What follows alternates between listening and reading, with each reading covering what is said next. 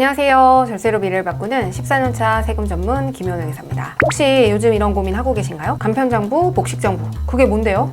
나는 어느 장부 대상자인지도 모르겠고 홈택스 따라하다 보니까 암튼 엄청 세금이 나왔어요. 그런데 세무서에 물어봐도 그냥 맞으니까 내세요 이런 말만 들으셨다면 이 영상을 꼭 끝까지 보셔야 됩니다. 세금을 아끼려면 간편장부 혹은 복식장부로 작성을 하셔야 되는데요. 오늘 영상에서는 많은 분들이 어려워하는 간편장부와 복식장부 그 차이부터 대상자, 기준, 절세 효과 그리고 실제로 가장 많이 물어보시는 질문을 포함해서 말씀을 드려볼게요.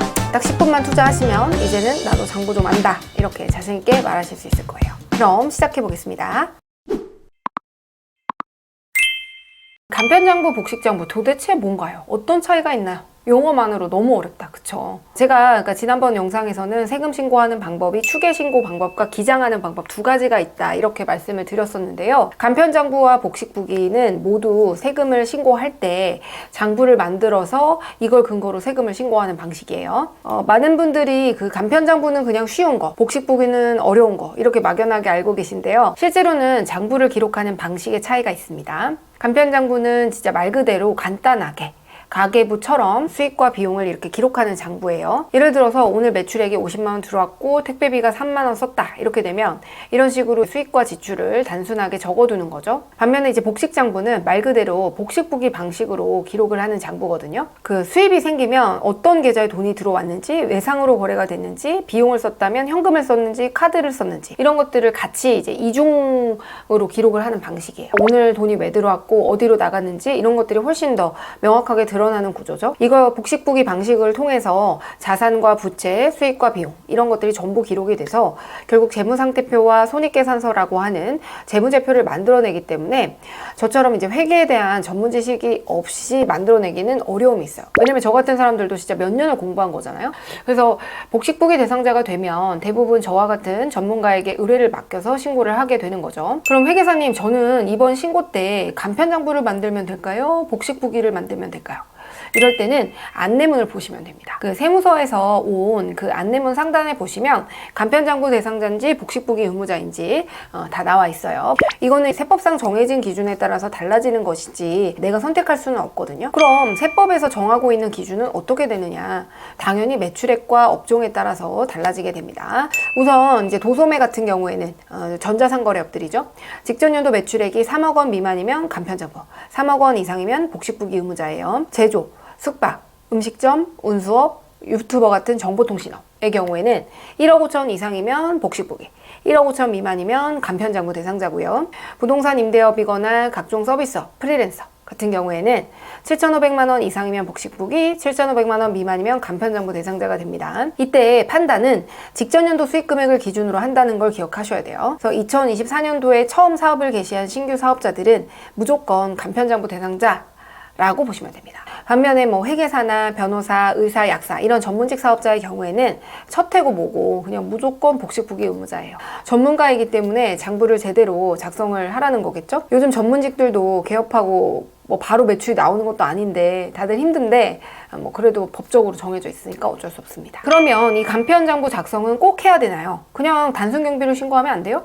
내가 간편장부 대상자라고 하더라도 꼭 간편장부로 신고를 안 하셔도 돼요. 단순경비율이나 기준경비율 방식으로 신고할 수 있어요. 단순경비율 대상자는 이제 경비율상 비용 처리가 많이 되죠. 그렇기 때문에 이 단순경비율 방식을 적용해서 비용 처리되는 금액하고 간편장부를 통해서 이제 실제 쓴 비용을 반영하는 경우에 세액을 비교해서 결정하시면 돼요. 근데 내가 기준경비율 대상자다라고 하게 되면은 경비율이 되게 낮아요. 그렇기 때문에 비용 처리되는 금액이 매우 적고 세금이 많이 나오는 구조란 말이죠. 이 경우에는 당연히 간편장부 방식을 선택하는 게 유리하겠죠. 이 부분은 이제 얼마나 세금 차이가 나는지 제가 지난 영상에서 설명드렸으니까 해당 영상을 참고해 주세요. 대부분 기준경비율보다는 비용을 많이 쓰시는 게 일반적이기 때문에 간편장부로 하는 게 90% 이상 유리하거든요. 또 이제 단순경비율, 기준경비율 방식은 추계신고예요. 그래서 소규모 사업자를 제외하고는 가산세가 있습니다. 굳이 세액의 20%를 추가로 내면서 추계신고를 고집해야 될 이유가 있을까요? 없겠죠. 저는 없다고 봐요. 그럼 이제 간편장부와 복식부기를 비교해 볼 텐데요. 간편장부로 신고를 하면 세금이 더 나온다던데 복식장부가 더 절세된다던데 이 말이 맞는 건가요? 이거는 간편장부에 한해서만 적용됩니다. 내가 만약 간편장부 대상자인 경우에는 간편장부로 세금 신고를 해도 되고 복식장부로 세금 신고를 하셔도 돼요. 근데 간편장부만 만들어도 되는데 기특하게 복식장부로 빡세게 제대로 장부를 썼다? 그럼 나라에서 기장세액공제라는 인센티브를 줍니다. 세액의 20%를 빼주는 거예요.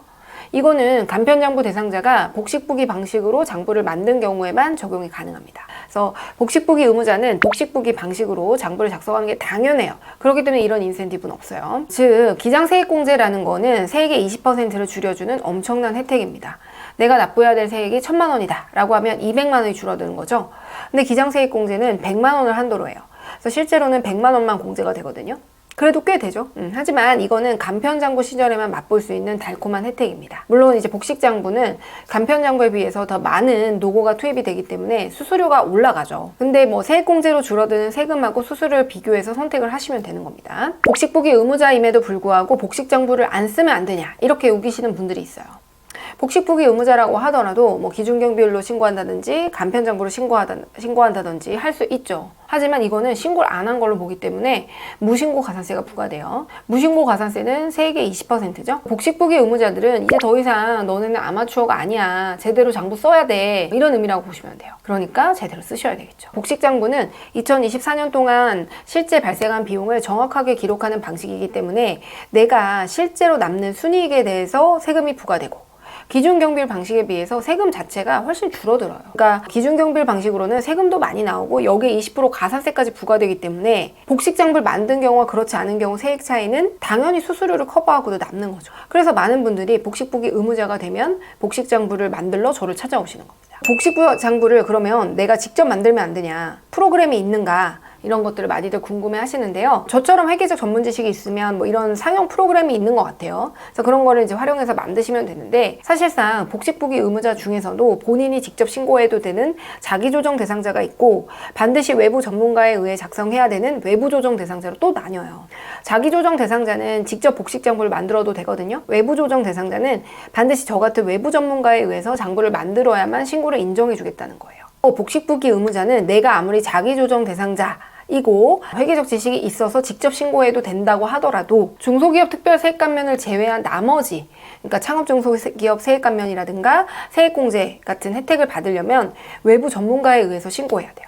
외부 전문가의 보증이 없으면 무신고로 보겠다는 거예요. 너가 이렇게 세액감면이나 세액공제 혜택을 받을 거야? 그러면 제대로 신고했는지 검증받아. 만약에 무신고가 되면은 무서운 게 감면이 전액 배제된다는 거예요. 그래서 회계에 대한 지식도 좀 있고 수수료 좀 아껴보려고 직접 신고를 했다가 작년에 이제 저희 고객 중에 한 명이 이제 감면이 5천만 원이나 추징이 된 사례가 있습니다. 그래서 저희가 그런 것들을 좀 도와드렸거든요. 물론 세금은 납부하셨죠. 그래서 복식장부를 외부 전문가에 의해서 만들면은 사업을 운영하는데 실질적으로 많은 도움이 돼요. 전 제 자랑이 아니라 어쨌든 기장료와 조정료 이상의 가치를 한다고 저는 보는데요. 우리가 뭐 대출을 받는다거나 정부 보조금을 받거나 뭐 입찰을 하거나 신용등급을 평가할 때 간편장부라던가 뭐 단순 기준경비율 이런 걸로 신고된 자료를 가지고는 해당 회사에 대한 정확한 평가를 하기가 어려워요. 근데 재무제표가 있다면 이 회사는 이 정도의 자산과 부채를 가지고 수익과 비용이 이렇게 나고 있구나, 이익률이 이렇구나, 이렇게 재무구조를 정확하게 파악할 수 있거든요. 그렇기 때문에 그 기업의 신용활동에 도움이 됩니다. 따라서 이 복식장부에 대한 막연한 두려움을 갖지 마시고 저와 같은 전문가를 적극적으로 찾아서 상담을 받아보고 이게 정말 도움이 될지